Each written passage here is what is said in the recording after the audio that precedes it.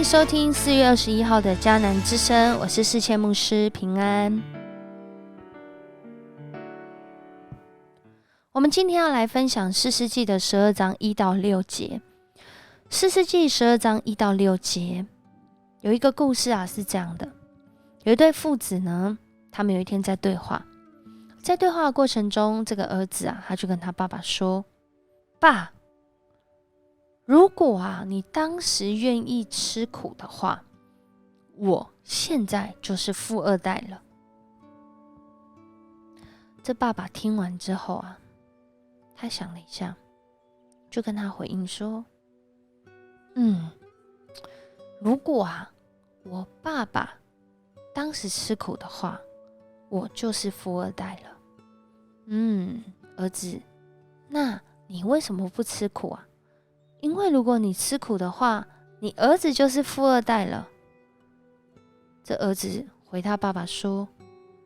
他想得美嘞，我在这里吃苦，让他那边过好生活，这种事我才不干。他爸爸回他说：对我跟你有一样的想法。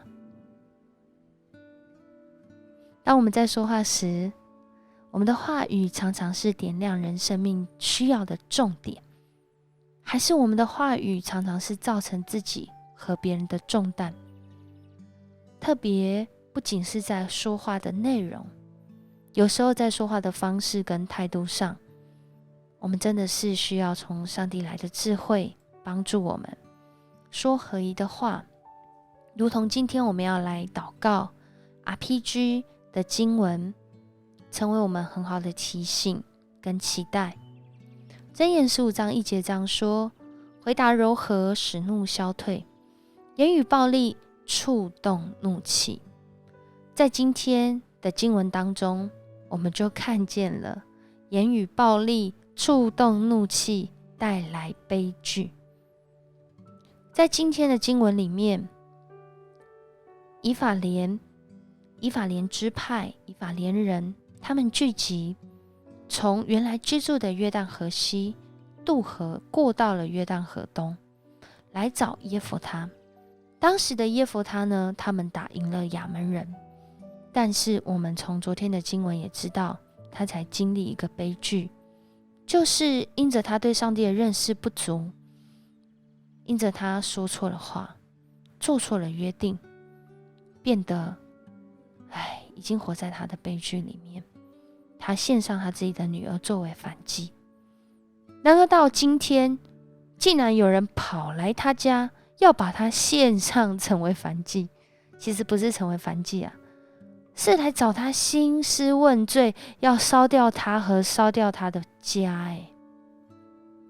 在这里让我们看见，这以法莲真是不会说话，还找错了时机。人家才刚刚进入这样的悲剧，他还跑来，真的是火上加油。但是我们看见在这里，以法莲他的回应很清楚的告诉他说，为什么我们跟亚扪人征战的时候没有找你们去因为这是以法莲他们跑来问的第一件事你去找亚扪人征战，怎么没有找我们同去呢？在那个时候打仗是一个可能可以快速致富的方式，因为战争赢的时候会有许多的战利品。以法莲人已经不是第一次有这样的一个行动了，上一次是在基甸的时候，而这一次他们遇见的是耶弗他。非常非常不巧的讲中了耶弗他的痛处。不仅如此，在今天的这段经文当中，当耶弗他说当时他和亚扪人征战的时候，的确有去找这个救兵都没有人要帮助我们，我们只好这样命悬一线就是变命去攻击这个亚扪人，或许可以赢。结果上帝真的让他们赢了，但是那是外人今天怎么自己家人，自己同样是以色列人的以法莲人，竟然说要来攻打我们？所以耶弗他他也不是省油的灯不是任你欺负的他这一辈子已经被欺负的够多了。他就在那个时候招聚了基列人，基列人也就是约旦河东这一块土地被称为基列地，他们就被招聚起来要跟这个以法莲人征战啊。就在那里，基列人他们大大的击败了这些以法莲人，是因为他们说啊，你们基列人呢，在这个以法莲和玛拿西中间，不过就是以法莲逃亡的人。这指的是什么呢？当时有一种看法，就是约旦河西的人比约旦河东的人还要来得正统。而且我们不要忘记啊，这个东玛拿西支派还有西玛拿西支派，以约旦河为一个分水岭，而以法莲呢，跟玛拿西都是同样出于约瑟。所以当他们这样讲的时候，有一种讲法就好像是你们就是因为逃亡，所以才住在约旦河东啊。结果啊，这些基列人啊，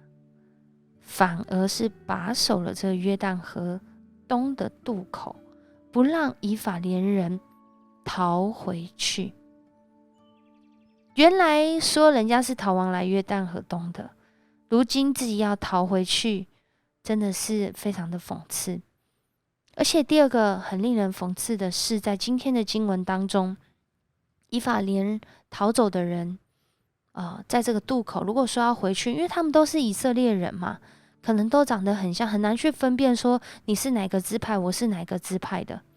所以在这里面呢，这约旦河东这些基列人啊，就会问他说，你是以法莲人不是？他如果说不是的话，就要问他，那你说示波列？因为这个以法莲人啊，他们咬字没有办法发出这个 sh 的音，可能是 shbolet 这样子，他们就只能说 spolet， 只能说希波列。于是这基列人就将他拿住，就杀在这个约旦河的渡口，只是一字之差，就要了他的命。就在这样的一个情况当中，我们看见了人在那个时代，不仅是以法莲人，耶弗他也好，或者是基列地的这些以色列人也好，他们竟然会因为这些话语，会因为这些私欲而起内讧，自家人打自家人。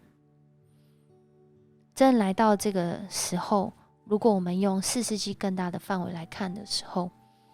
真的会发现，当人远离上帝，对上帝不认识，没有时刻去寻求，甚至只是将上帝当作一种神明当中的一个神明，真的是招致自己的惨剧。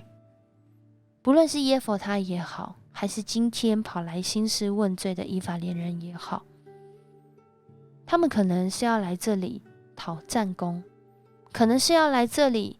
再次的显明自己才是这个以色列各支派的头头，也可能有各样的原因让他们来找耶弗他。但是我们看见，当他们的话语没有带着柔和，没有带着上帝的心意，甚至这些话语充满私欲的时候，不仅是触动怒气，还引发悲剧。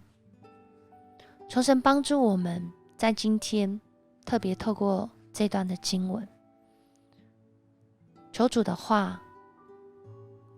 成为我们生命当中的戒禁明灯，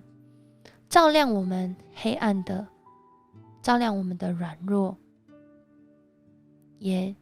真的是帮助我们在他话语中再次的刚强。今天上帝如何提醒我们说话呢？我们一起来祷告。爱我们的主，我们来到你的面前，我们真实承认，我们很多的时候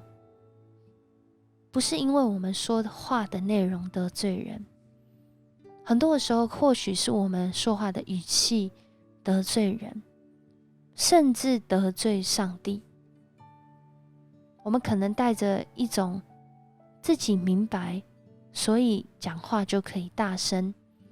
我们可能带着自己对别人过去的认识，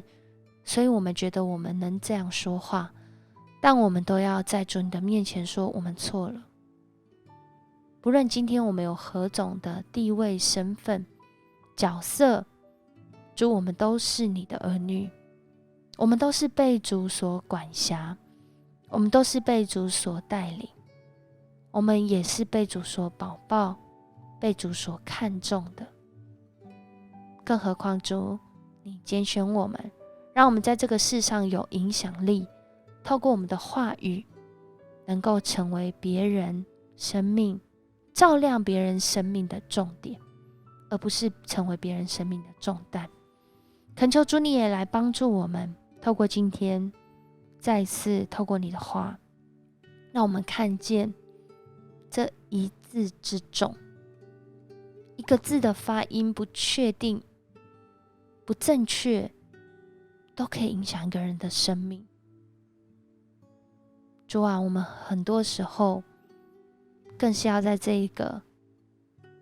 一直强调话语权的时代，求你帮助我们谨慎自己的话，谨慎自己说话的内容、说话的方式，好叫你的儿女能够因为我们来得福，而不是我们自己也一起陷入在灾祸、患难、负面、悲剧当中。谢谢你，愿你的话成为我们的帮助，回答柔和，使怒消退，言语暴力，触动怒气。愿你温柔谦卑也临到我们当中。我们这样祷告，奉主耶稣的名求，阿们。谢谢你收听今天的迦南之声，愿上帝赏赐给你他今天要对你说的话，使你的生命成为众人的祝福，而且先祝福到你哦。我是世谦牧师，我们明天见。